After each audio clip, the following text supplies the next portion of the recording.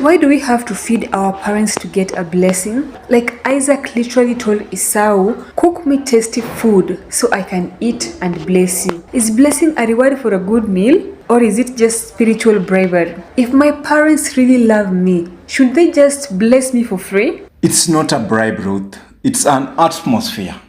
You see, in Hebrew culture, a blessing wasn't just a wish. It was a legal transfer of spiritual authority.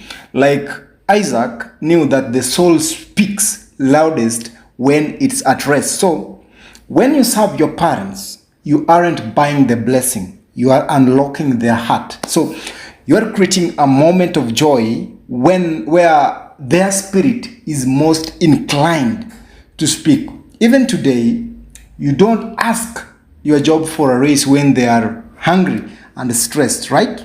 You wait for the marrying because that's when the heart is open to generosity. Okay, but here is the gap. Jacob already bought the birthright in Genesis 25 for a bowl of soup. If he already owned it legally, why the drama? Why the goat skins? Why the disguise? If the birthright was already his, why did he have to steal the blessings? That's because the birthright is the possession, but the blessing is the power.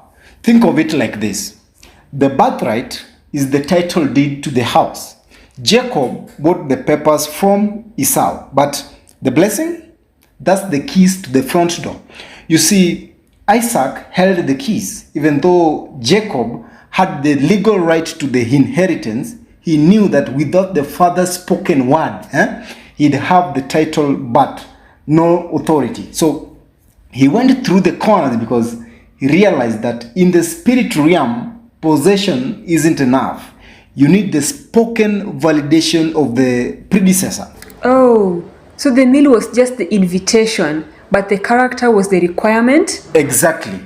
And this is the warning for our generation. You see, Esau thought he could separate his spiritual inheritance from his physical hunger. He treated his future like a snack.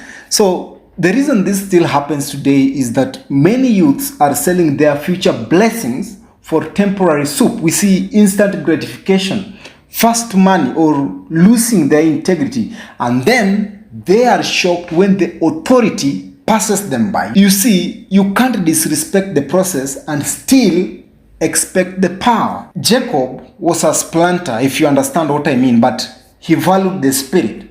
Esau was a provider, but he despised the spirit.